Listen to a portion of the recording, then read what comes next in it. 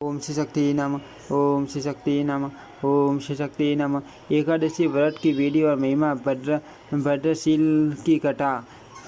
श्री सनक जी कहते हैं, नारद जी, अब मैं इस अन्य व्रत का जो तीनों लोकों में विख्यात है वर्णन करूंगा। ये सब पापों का नाश करने वाला तथा संपूर्ण मनोवांछित फलों को देने वाला है। इसका नाम है एकादशी व्रत। यह भगवान विष्णु को विशेष प्रिय है। ब्राह्मण क्षत्रिय वैश्य शूद्र और स्त्री जो भी भक्तिपूर्वक इस व्रत का पालन करते हैं उनको यह मोक्ष देने वाला है। यह मनुष्यों को उनकी समस्त अभीष्ट वस्तुएं प्रदान करता है। विप्र सब प्रकार से इस व्रत का पालन करना चाहिए, क्योंकि यह भगवान विष्णु को पसंद करने वाला है। दोनों पक्ष की एकादशी को भोजन न करे। जो भोजन कर लेता है वह इस लोक में बड़ा भारी पापी है। परलोक में उसे नरक की प्राप्ति होती है। मुनीश्वर मनुष्य यदि मुक्ति की अभिलाषा रखता है तो वह दशमी और द्वादशी को एक समय भोजन करे और एकादशी को सौता निराहार रहे।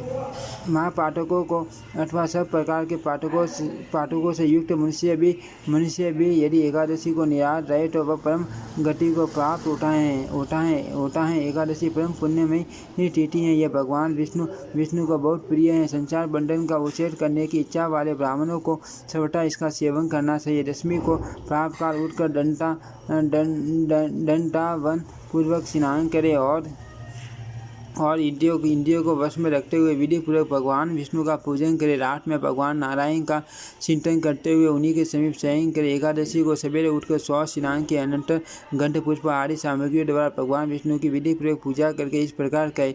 एकादशया निराहारम स्थितवादायं परयनि भोक्ष्यामि पुंडरीकाक्ष शरणं में भवासयोत कमल नयन अच्युत। आज एकादशी को निराहार रहकर मैं दूसरे दिन भोजन करूंगा। आप मेरे लिए शरण दाता और सुदर्शन चक्रधारी देव भगवान विष्णु के समीप भक्तिभाव से उक्त मंत्र का उच्चारण करके संतुष्ट शीत हो उन्हें एकादशी का उपवास समर्पित करे। व्रती पुरुष नियम पूर्वक रहकर भगवान विष्णु के समक्ष गीत वाद्य नृत्य तथा पुराण श्रवण आदि के द्वारा रात में जागरण करे। तदंतर द्वादशी के दिन प्रातः काल उठकर व्रतधारी पुरुष स्नान करे और इंद्रियों को वश में रखते हुए विधि पूर्वक भगवान विष्णु की पूजा करे। विप्र जो एकादशी के दिन भगवान जनार्दन को पंचामृत से स्नान कराकर द्वादशी को दूध से नहलाता है वह श्री हरि का सारूप्य प्राप्त कर लेता। पूजन के पश्चात इस प्रकार प्रार्थना करे।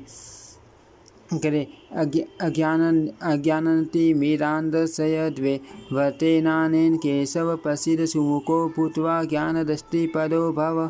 केशव, मैं अज्ञान रूपी तिमिर रोग से अंधा हो रहा हूँ। मेरे इस वर्ष से आप प्रसन्न हो और प्रसन्न मुख होकर मुझे ज्ञान दृष्टि प्रदान करे। विप्र इस प्रकार द्वादशी के दिन भगवान लक्ष्मीपति से निवेदन करके एकादशी रो यथाशक्ति ब्राह्मणों को भोजन कराए और उन्हें दक्षिणा दे। तत्पश्चात अपने भाई बंधुओं के साथ भगवान नारायण का चिंतन करते हुए पंच महायज्ञ बलि वैश्व देव करके स्वयं भी मोहन भाव से भोजन करे। जो इस प्रकार स्वयं पूर्वक पवित्र एकादशी व्रत का पालन करता है वह पुनरावृत्ति रहित वैकुंठ धाम में जाता है। उपवास व्रत में तत्पर तथा धर्म कार्य में संलग्न मनुष्य चांडालों और पतितों की ओर कभी न देखे। जो नास्तिक हैं, जिन्होंने मर्यादा भंग की है तथा जो निंदक और चुगले हैं, ऐसे लोगों से उपवास व्रत करने वाला पुरुष कभी बातचीत न करे। जो यज्ञ के अनधिकारियों से यज्ञ करने वाला है उससे भी व्रती पुरुष कभी न बोले। जो कुंडपति के जीते जी परम पुरुष से उत्पन्न किए हुए पुरुष का अन्न खाता है, देवता और ब्राह्मण से विरोध रखता है, प्राय अन्न के लिए लालायित रहता और प्राय स्त्रियों में आसक्त होता है, ऐसे मनुष्य का व्रती पुरुष वाणी मात्र से भी आदर न करे। जो इस प्रकार के दोषों से रहित शुद्ध जितेंद्रिय तथा सबके हित में तत्पर है वह उपवास परायण होकर परम सिद्धि को प्राप्त कर लेता है। गंगा के समान कोई तीर्थ नहीं, माता के समान कोई गुरु नहीं, भगवान विष्णु के समान कोई देवता नहीं और उपवास से बढ़कर कोई तप नहीं। समा के समान कोई माता नहीं, कीर्ति के समान कोई धन नहीं, ज्ञान के समान कोई लाभ नहीं, धर्म के समान कोई पिता नहीं, विवेक के समान कोई बंधु नहीं और एकादशी से बढ़कर कोई व्रत नहीं। इस विषय में लोग भद्रशील और गाल व मुनि के पुरातन पुरातन इतिहास का उदाहरण दिया करते हैं। पूर्व काल की बात है, नर्मदा के तट पर गालव नाम से प्रसिद्ध एक सत्यपरायण मुनि रहते थे। वे सब मनोनिग्रह और दम इंद्रिय स्वयं से संपन्न तथा तपस्या के निधि थे। सिद्ध, सारण, गंधर्व, यक्ष और विद्याधर आदि देव योनि के लोग भी वहाँ विहार करते थे। वह स्थान कंद मूल फलों से परिपूर्ण था। वहाँ मुनियों का बहुत बड़ा समुदाय निवास करता था। विप्र और गालव वहाँ चिरकाल से निवास करते थे। उनके एक पुत्र हुआ जो भद्रशील नाम से विख्यात हुआ। वह बालक अपने मन और इंद्रियों को वश में रखता था। उसे अपने पूर्व जन्म की बातों का स्मरण था। वह महान भाग्यशाली ऋषि कुमार निरंतर भगवान नारायण के भजन चिंतन में ही लगा रहता था। मामते भद्रशील बालोशील कीड़ा के समय में भी मिट्टी से भगवान विष्णु की प्रतिमा बनाकर उसकी पूजा करता और अपने साथियों को समझाता कि मनुष्य को सदा भगवान विष्णु की आराधना करनी चाहिए और विद्वानों को एकादशी व्रत का भी पालन करना चाहिए। मुनिवर भद्रशील द्वारा इस प्रकार समझाए जाने पर उसके साथी शिशु भी मिट्टी से भगवान की प्रतिमा बनाकर एकत्र या अलग अलग बैठ जाते और प्रसन्नतापूर्वक उसकी पूजा करते थे। इस तरह वे परम सौभाग्यशाली बालक भगवान विष्णु के भजन में तत्पर हो गए। भद्रशील भगवान विष्णु को नमस्कार करके यही प्रार्थना करता था कि संपूर्ण जगत का कल्याण हो। खेल के समय वह 2 घड़ी या 1 घड़ी भी ध्यानस्थ हो एकादशी व्रत का संकल्प करके भगवान विष्णु को समर्पित करता था।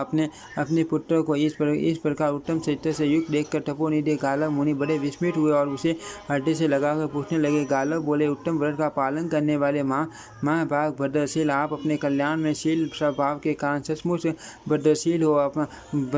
आपका जो मंगलमय चरित्र है वह योगियों के लिए भी दुर्लभ है। आप सदा भगवान की पूजा में तत्पर, संपूर्ण प्राणियों के हित में संलग्न तथा एकादशी व्रत के पालन में लगे रहने वाले हो। शास्त्र निश्चित कर्मों से आप सदा दूर रहते हो। आप सुख दुख आदि दंडों का प्रभाव नहीं पड़ता। आप में ममता नहीं दिखाई देती। आप शांत भाव से भगवान के ध्यान में मगन रहते हो। बेटा, अभी आप बहुत छोटे हो तो भी आपकी बुद्धि ऐसी किस प्रकार हुई?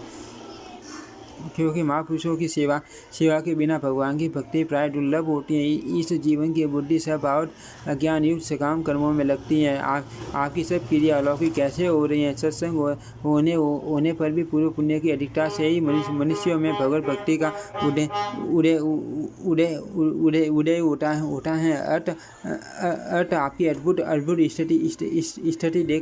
स्थिति देखकर मैं बड़े विस्मय में पड़ा हूँ और प्रसन्नता पूर्वक इसका कारण पूछता हूँ। अर्थ आपको ये बताना चाहिए। मुनिश्रेष्ठ पिता के द्वारा इस प्रकार पूछे जाने पर पूर्व जन्म का स्मरण रखने वाले पुण्यात्मा भद्रशील बहुत प्रसन्न हुआ। उनके मुख पर हास्य की छटा छा के उसने अपने अनुभव में आई हुई सब बातें पिता को ठीक कर सुनाई। भद्रशील बोला, पिताजी सुनिए, पूर्व जन्म में मैंने जो कुछ अनुभव किया था वह जाते स्मरण होने के कारण अब भी जानता हूँ। मुनिश्रेष्ठ, मैं पूर्व जन्म में सुंदरवशी राजा था। मेरा नाम धर्म कीर्ति था और महर्षि दत्तात्रेय ने मुझे शिक्षा दी थी। मैंने 9000 वर्षों तक संपूर्ण पृथ्वी का पालन किया। पहले मैंने पुण्य कर्म भी बहुत से किए थे, परंतु पीछे पाखंडियों से बाधित होकर मैंने वैदिक मार्ग को त्याग दिया। पाखंडियों की कूट युक्ति का अवलंबन करके मैंने भी सब यज्ञों का विध्वंस किया। मुझे अधर्म में तत्पर देख मेरे देश की प्रजा भी सदैव पाप कर्म करने लगी। उनमें से 7 अंश और मुझे मिलने लगा। इस प्रकार मैं सदा पापाचार परायण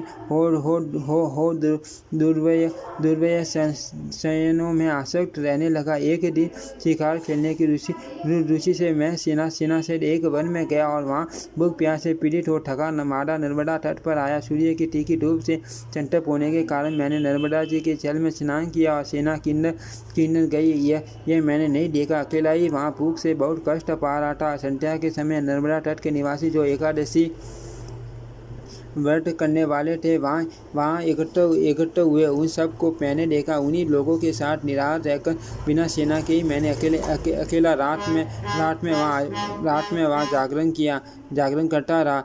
जागरण करता रहा और हे तात, जागरण समाप्त होने पर मेरी वही मृत्यु हो गई। तब बड़ी बड़ी डांटों से भय उत्पन्न करने वाले यमराज के दूतों ने मुझे बांध लिया और अनेक प्रकार से कलिश से भरे हुए मार्ग द्वारा यमराज के निकट पहुंचा दिया। वहां जाकर मैंने यमराज को देखा जो सबके प्रति समान बर्ताव करने वाले हैं। तब यमराज ने चित्रगुप्त को बुलाकर कहा, विद्वान, इसको दंड विधान कैसे करना चाहिए, बताओ। सारे शिरोमणि धर्मराज के ऐसे कहने पर चित्रगुप्त ने देर तक विचार किया, फिर इस प्रकार कहा, धर्मराज, यद्यपि यह सदा पाप में लगा रहा है, यह ठीक है, तथापि एक बात सुनिए, एकादशी को उपवास करने वाला मनुष्य सब पापों से मुक्त हो जाता है।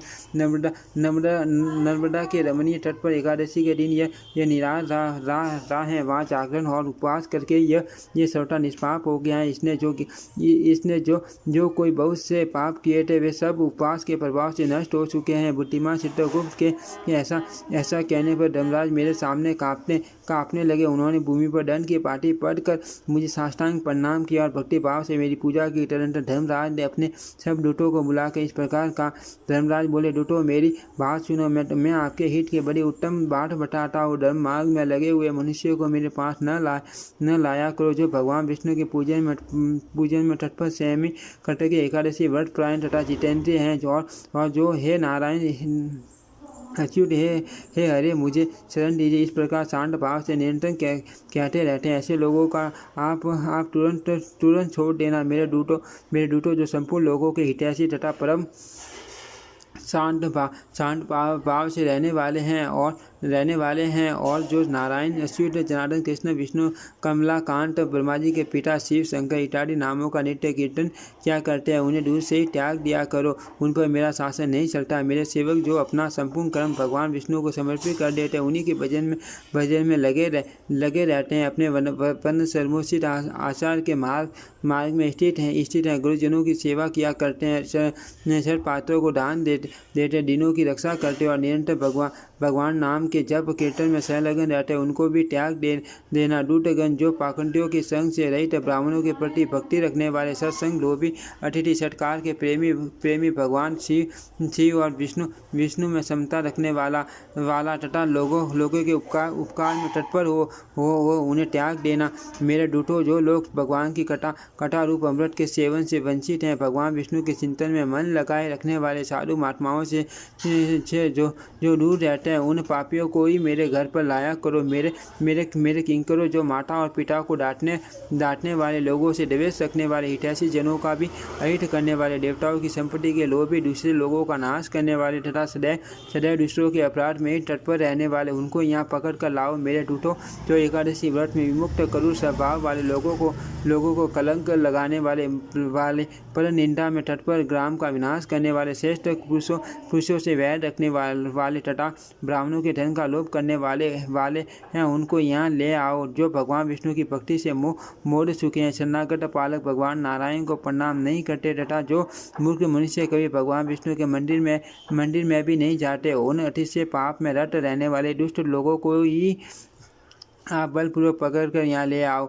आप इस प्रकार जब मैंने यमराज की कई हुई बातें सुनी तो पश्चाताप से दग्ध होकर अपने किए हुए उस निंदित कर्म को स्मरण किया। पाप कर्म के लिए पश्चाताप और श्रेष्ठ धर्म का श्रवण करने से मेरे सब पाप वही नष्ट हो गए। उसके बाद मैं उस पुण्य कर्म के प्रभाव से इंद्रलोक में गया। वहाँ पर मैं सब प्रकार के भोगों से संपन्न रहा। संपूर्ण देवता मुझे नमस्कार करते थे। बहुत काल तक स्वर्ग में रहकर फिर वहाँ से मैं भूलोक में आया। यहाँ भी आप जैसे विष्णु भक्तों के कुल में मेरा जन्म हुआ। मुनिवर जाति ईश्वर होने के कारण मैं ये सब बातें जानता हूँ। इसीलिए मैं बालकों के साथ भगवान विष्णु के पूजन की चेष्टा करता हूँ। पूर्व जन्म में एकादशी व्रत का ऐसा महात्म्य है, यह बात मैं नहीं जान सका था। इस समय पूर्व जन्म की बातों की स्मृति के प्रभाव से मैंने एकादशी व्रत को जान लिया। पहले विवश होकर भी जो व्रत किया गया था उसका यह फल मिला है। पर वो फिर तो भक्तिपूर्वक एकादशी व्रत करते हैं तो उनको क्या नहीं मिल सकता। अत विप्रेंद्र, मैं शुभ एकादशी व्रत का पालन तथा प्रतिदिन भगवान विष्णु की पूजा करूँगा। भगवान के परम धाम को पाने की आकांक्षा ही इसमें हेतु है। जो मनुष्य श्रद्धा पूर्वक एकादशी व्रत करते हैं उन्हें निश्चय ही परमानंददायक वैकुंठ धाम प्राप्त होता है। अपने पुत्र का ऐसा वचन सुनकर गालो मुनि बहुत प्रसन्न हुए। उन्हें बड़ा संतोष प्राप्त हुआ था। उनका हृदय अत्यंत हर्ष से भर गया। वे बोले, बस मेरा जन्म सफल हो गया, मेरा कुल भी पवित्र हो गया, क्योंकि आपके जैसा विष्णु भक्त पुरुष मेरे घर में पैदा हुआ है। इस प्रकार पुत्र के उत्तम कर्म से मन ही मन संतुष्ट होकर सब ऋषि गालो ने उसे भगवान की पूजा का विधान ठीक समझाया। मुनिश्रेष्ठ नारद, हमारे प्रश्न के अनुसार मैंने ये सब बातें कुछ विस्तार के साथ आपको बता दी, और आप और क्या सुनना चाहते हैं? ओम श्री शक्ति नमः। ओम श्री शक्ति नमः। ओम श्री शक्ति नमः। ओम श्री शक्ति नमः।